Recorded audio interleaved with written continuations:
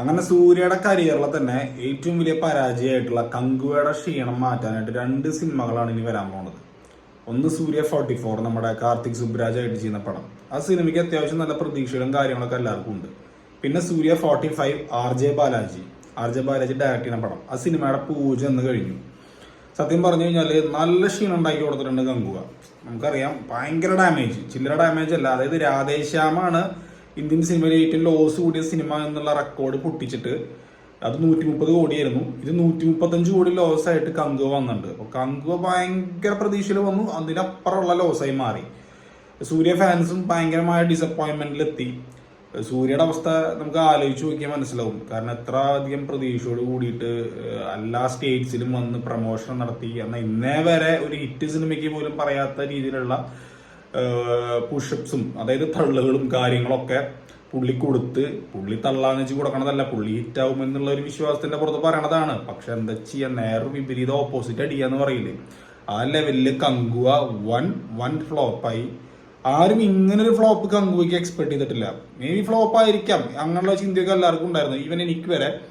പക്ഷെ ഇമ്മാതിരി ഫ്ലോപ്പ്, ഞാൻ ഒരാഴ്ചക്കുള്ളിൽ സിനിമ കാണാൻ വേണ്ടി ഒരാഴ്ച കഴിഞ്ഞ് സിനിമ കാണാൻ വേണ്ടി തിയേറ്റേഴ്സ് എന്നൊക്കെ വാഷ് ഔട്ടായി. ഇനി OTT വന്നിട്ട് വേണം, സിനിമ കണ്ടിട്ട് വേണം എനിക്ക് എന്താണ് ഈ പടത്തിനെ പറ്റിയുള്ള അഭിപ്രായം എന്ന് പറയാനായിട്ട്. അപ്പോൾ ഈ പറഞ്ഞ മാതിരി വൻ ലോസാണ് സൂര്യക്ക് ഉണ്ടാക്കി കൊടുത്തിട്ടുള്ളത്, വൻ ഡാമേജ്.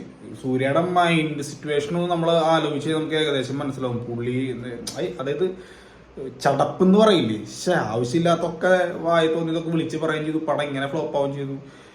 അതിനുശേഷം പുള്ളിയും ശിവയും കൂടി ഒരു അമ്പലത്തില് ദർശനമൊക്കെ നടത്തുന്നതിന്റെ ഫോട്ടോഗ്രാഫ്സൊക്കെ നമ്മൾ കണ്ടിട്ടുണ്ടായിരുന്നു.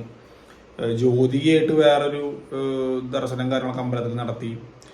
അപ്പോൾ അതിനുശേഷം ഇപ്പോൾ കാണുന്നൊരു ഫോട്ടോഗ്രാഫ്സാണ് ഈ സൂര്യ 45ന്റെ പൂജയുടെ ഫോട്ടോഗ്രാഫ്സ്. എന്ത് തന്നെയാണെങ്കിലും ഇത്രയും വലിയൊരു കംബാക്ക് തിരിച്ച് ആള് നടത്തിയേ പറ്റൂ. കാരണം കങ്കുവയാണ് പുള്ളി കംബാക്കിന് വേണ്ടി സെറ്റ് ചെയ്ത പടം. അത് കംബാക്ക് അല്ല, ഒടുക്കത്തൊരു ബാക്കായി പോയി. ഇനിയിപ്പോൾ ആൾക്ക് കാർത്തിക് സുബ്രാജിന്റെ പടം ഒരിക്കലും ഇങ്ങനെ ഒരു ഡിസാസ്റ്റർ ഒന്നും വരില്ല. അതൊക്കെ നമുക്ക് 100% ഉറപ്പാണ്. ഹിറ്റ് ഏത് ലെവലിൽ പോകുമെന്ന് നമുക്കറിയില്ല. പക്ഷെ ഫ്ലോപ്പ് ആവില്ല, അട്ടർ ഫ്ലോപ്പ് ആവില്ല. പക്ഷെ അങ്ങനെ ഒരു അട്ടർ ഫ്ലോപ്പോ ആവറേജോ സൂര്യക്ക് കിട്ടിയിട്ട് കാര്യമില്ല എൻ്റെ അഭിപ്രായത്തിൽ. ഒരു നല്ല ഹിറ്റ് തന്നെ കിട്ടണം. നല്ല ഹിറ്റ് എന്ന് പറഞ്ഞാൽ ബോക്സ് ഓഫീസ് പിടിച്ചു കൊടുക്കുന്ന തരത്തിലുള്ള ഹിറ്റ് തന്നെ കിട്ടണം. സൂര്യക്ക് ശേഷം വന്ന ശിവകാർത്തികേയൻ വരെ അത്യാവശ്യം നല്ല രീതിയിൽ ബോക്സ് ഓഫീസ് വിറപ്പിച്ചുകൊണ്ടിരിക്കുക. അപ്പം അതിൻ്റെതായിട്ടുള്ള വിഷമങ്ങളൊക്കെ മനുഷ്യന്മാരിൽ അവർക്കുണ്ടാവും. എങ്ങനെയെങ്കിലും ഒരു ഹിറ്റ്, ഒരു കുലുക്കുന്ന തരത്തിലുള്ള ഹിറ്റ്, ബോക്സ് ഓഫീസ് പിടിച്ച് കുലുക്കുന്ന തരത്തിലുള്ള ഹിറ്റ് പുള്ളി ഉണ്ടാക്കിയേ പറ്റൂ. അപ്പം അതിന് കാർത്തിക് സുബ്രാജ് പടം എത്രത്തോളം വരുമെന്നുള്ളത് നമുക്ക് പറയാൻ പറ്റില്ല. കാരണം അത് ഏത് ജോണറിലാണ് സിനിമ വരണേ, അല്ലെങ്കിൽ എത്തരത്തിലുള്ള പടമാണെന്നൊന്നും ഇപ്പം പറയാൻ പറ്റില്ല. അതിന്റെ ടീസേഴ്സ് ഒക്കെ വരട്ടെ, നമുക്ക് ഒരു പ്രീ ജഡ്ജിങ് നടത്താൻ പറ്റും. ഈ ആർ.ജെ. ബാലാജിയുടെ പടത്തിലേക്ക് വരുമ്പോൾ അതൊരു ഡെവോഷണൽ ടൈപ്പ് ഓഫ് മാസ് സിനിമയാണെന്നാണ് നമുക്ക് കേൾക്കുന്ന വിവരം. A.R. റഹ്മാനാണ് മ്യൂസിക് ചെയ്യണത്. സൂര്യ A.R. റഹ്മാൻ എന്ന് പറയുന്ന ആ കോംബോ കുറെ കാലത്തിന് ശേഷം വീണ്ടും വരികയാണ്. അപ്പൊ അത് ഒരു നല്ലൊരു കാര്യമാണ്. പിന്നെ ഇതിന്റെ സിനിമാട്ടോഗ്രാഫറായിട്ട് വരുന്നത് നമ്മുടെ G.K. വിഷ്ണുവാണ്. G.K. വിഷ്ണു എന്ന് പറഞ്ഞാൽ അറ്റ്ലി കൊണ്ടുവന്നാണ് G.K. വിഷ്ണുവിനെ ബിഗില് സിനിമയില്. ബിഗിലാണോ മെർസലാണോ എന്നറിയില്ല, മെർസലിലാണ് G.K. വിഷ്ണുവിനെ കൊണ്ടുവന്നത്. നല്ല സിനിമാട്ടോഗ്രാഫറാണ്, കിട്ടുന്ന സിനിമാട്ടോഗ്രാഫറാണ്. അപ്പോൾ പുള്ളി വിഷ്വൽസ് ഒക്കെ ഉള്ള ഗ്രാൻഡ് വിഷ്വൽസ് ഒക്കെ ആയിരിക്കും. സോ എന്തായാലും ആർ.ജെ. ബാലാജിയുടെ ഒരു സിനിമ, വാടിവാസലല്ല, സോറി, ആ പടത്തിന്റെ സ്വർഗവാസൽ 2 ദിവസത്തിൽ റിലീസ് ചെയ്യുന്നുണ്ട്. അപ്പോൾ പുള്ളി എന്തായാലും തമിഴ് സിനിമയിൽ അത്യാവശ്യം പോപ്പുലർ ആയിട്ടുള്ള ഒരു നടനും സംവിധായകനും കൂടിയാണ്. അപ്പോൾ എന്തായാലും സൂര്യനെ വെച്ച് ചെയ്യുന്ന ഈ പടം നല്ല രീതിയിലുള്ള പ്രതീക്ഷകൾ എല്ലാവർക്കും ഉണ്ട്.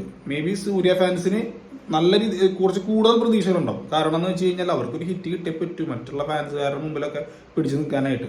സോ എന്തായാലും ഇനി വരാൻ പോകുന്ന ലൈനപ്പുകൾ എന്തായാലും സൂര്യക്ക് നല്ലൊരു പ്രതീക്ഷ നൽകുന്ന ലൈനപ്പുകളാണെന്ന് എനിക്ക് തോന്നുന്നത്. പുള്ളി പ്രൊജക്റ്റുകളൊന്നും നോക്കി സെലക്ട് ചെയ്ത് കഴിഞ്ഞ് കഴിഞ്ഞാൽ അതിന്റെ ബെനിഫിറ്റ്സ് പുള്ളിക്ക് ഉണ്ടാവും. അപ്പം എന്തായാലും സൂര്യ 45ന്റെ പൂജ കഴിഞ്ഞിട്ടുണ്ട്. ഇനി വരും ദിവസങ്ങളിലൊക്കെ സൂര്യ 44ന്റെ അപ്ഡേറ്റ്സും കാര്യങ്ങളും വരും. അപ്പോൾ നല്ല അപ്ഡേറ്റ്സുകൾ, വാല്യൂബിൾ ആയിട്ടുള്ള കുറച്ച് നല്ല അപ്ഡേറ്റ്സുകൾ വരുമ്പോൾ നമ്മൾ വീഡിയോസ് ആയിട്ട് നിങ്ങൾ മുന്നിലേക്ക് വരുന്നതായിരിക്കും. അപ്പോൾ നിങ്ങളുടെ ഒപ്പീനിയൻ എന്താണ്? സൂര്യ 44ലാണോ സൂര്യ 45ലാണോ? അതായത് കാർത്തിക് സുബ്രാജ് പടത്തിലാണോ ആർ.ജെ. ബാലാജി പടത്തിലാണോ നിങ്ങൾക്ക് കൂടുതൽ പ്രതീക്ഷ എന്നുള്ളത് വീഡിയോന്റെ താഴെ ഒന്ന് കമന്റ് ചെയ്തിരിക്കുക.